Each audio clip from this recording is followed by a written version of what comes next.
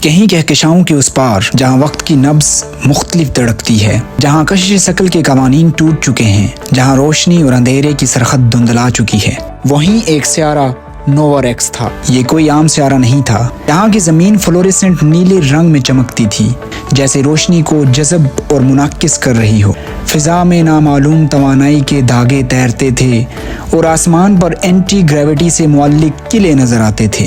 لیکن اس سیارے کا سب سے حیرت انگیز راز کوڈیکس نامی ایک مشین تھی جو کہ ہر گھر میں موجود تھی۔ ایک ایسی مشین جو کسی کے لیے کچھ بھی بنا سکتی تھی۔ سونا، چاندی، ہیرے، بڑی بڑی عمارات، ایجادات اور وہ کچھ بھی جو آپ کبھی سوچ بھی سکتے ہوں، یا پھر عام سا، بے جان سا، بیکار سا پلاسٹک مٹیریل یا زنگ آلود دھاتیں یا کچھ ایسا جس کی کوئی وقت و اہمیت ہی نہیں، یہ سب کچھ وہ مشین بنا سکتی تھی۔ لیکن حیران کن بات یہ تھی کہ اس پلینٹ پر موجود زیادہ تر لوگوں کو وہ مشین چلانا ہی نہیں آتی تھی۔ وہ صدیوں سے اسے آٹومیٹک موڈ پر چھوڑ چکے تھے اور یہ مشین بس وہی بناتی تھی جو سب سے آسان لگتا تھا، جو کم سے کم توانائی سے بنایا جا سکتا تھا، جو سب سے بیکار تھا یا عام سا تھا۔ نووا ریکس کے لوگ خوش تھے یا شاید بس سمجھوتا کر چکے تھے۔ جو کچھ بھی یہ مشین دے رہی ہے کافی ہے، وہ خود کو یہی تسلی دیتے۔ لیکن کچھ لوگ، بہت کم لوگ وہ تھے جو جانتے تھے کہ یہ مشین کس طرح کام کرتی ہے۔ ان کے گھر روشنی میں ڈوبے ہوئے تھے، ان کے پاس نہ ختم ہونے والے خزانے تھے، ان کے پاس طاقت تھی، علم تھا، کنٹرول تھا۔ وہ جو چاہتے کر سکتے تھے، جو چاہتے بنا سکتے تھے۔ باقی سب حیرت سے دیکھتے کہ آخر یہ کیسے ممکن ہے۔ اور اسی سیارے پر ایک عام سا لڑکا رہتا تھا جس کا نام تھا ایلٹرون۔ اس کا خاندان بھی انہی لوگوں میں شامل تھا جو اس مشین کو سمجھ نہیں پائے تھے۔ ان کے دن عام تھے، ان کی راتیں عام تھیں اور ان کے خواب بھی بہت عام سے تھے۔ لیکن ایلٹرون ہمیشہ ایک سوال سوچتا۔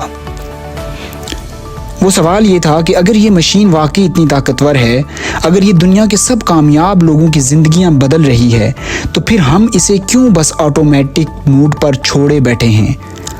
کیوں نہ اسے صحیح طریقے سے چلانا سیکھا جائے اور نہ صرف اپنی بلکہ دوسروں کی زندگیوں کو بھی بدلا جائے؟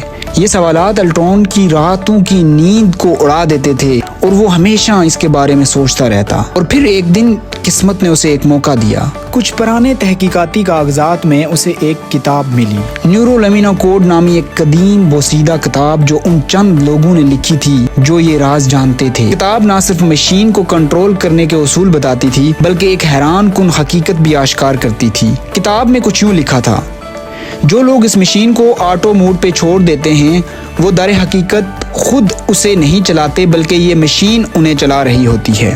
یہ مشین ایک زنجیر جیسی ہے جو غیر مخصوص طریقے سے لوگوں کو جکڑ چکی ہے۔ مشین خود یہ طے کر رہی تھی کہ وہ کیا بنائے اور لوگ بس وہی قبول کرتے جا رہے تھے۔ ایک ایسا جال جس میں صدیوں سے لوگ پھنستے چلے آ رہے تھے۔ یہ آٹو موڈ نہیں تھا، یہ ایک چھپا ہوا غلامی کا نظام تھا۔ یہ پڑھ کر ایلٹرون کا دل زور سے دھڑکا۔ اس نے سوچا، کیا ہم صدیوں سے یہی سمجھ رہے تھے کہ ہم اپنی زندگی کے فیصلے خود کر رہے ہیں، مگر حقیقت میں یہ سب اس مشین کی مرضی کے مطابق ہو رہا ہے؟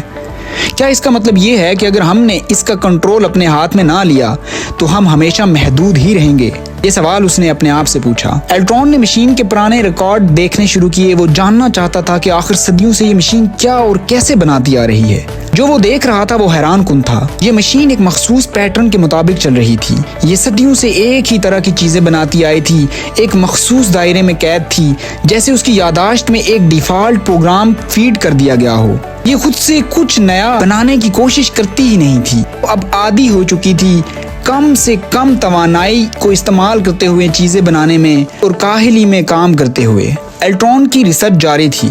اس نے نیورو لیمینا کوڈ میں ایک لائن پڑھی کہ یہ مشین اصل میں خود بخود کچھ بھی نہیں کر رہی، بلکہ یہ مشین ان پیٹرنز پہ چلتی ہے جو اس کے اندر فیڈ کیے گئے ہیں، یا وہ پیٹرن جو کہ ان پٹ کے ذریعے سے اسے دیے جاتے ہیں۔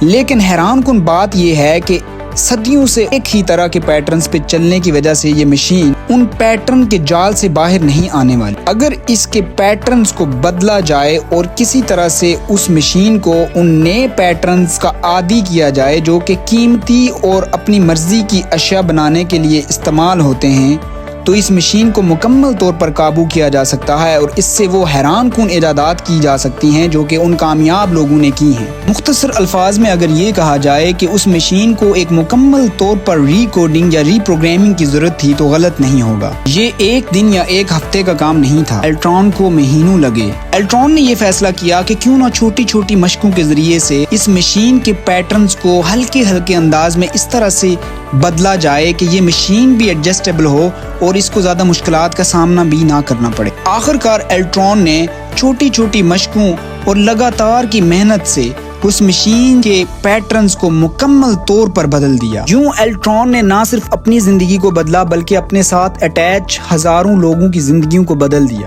اب سوال یہ ہے کہ یہ مشین صرف نووا ریکس پر تھی؟ کیا صرف الٹران کو یہ طاقت ملی تھی؟ نہیں، یہ مشین تمہارے گھر میں نہیں، تمہارے اندر ہے۔ یہ مشین تمہارا اپنا دماغ ہے، دنیا کی سب سے زیادہ طاقتور، تخلیقی اور حیرت انگیز مشین۔ مگر سوال یہ ہے کہ کیا تم اسے صحیح طرح سے چلا رہے ہو یا بس اسی طرح جیسے یہ خود بخود چل رہی ہے؟ اگر تم اسے ویسے ہی چلنے دو گے تو یہ عام سی سوچیں پیدا کرے گی، عام سے خواب، عام سی زندگی۔ مگر اگر تم اسے صحیح طریقے سے چلانا سیکھ لو تو یہ وہ سب کچھ بنا سکتا ہے جو تم چاہو، خوشحالی، طاقت اور وہ سب کچھ جس کا تم نے کبھی خواب دیکھا ہو۔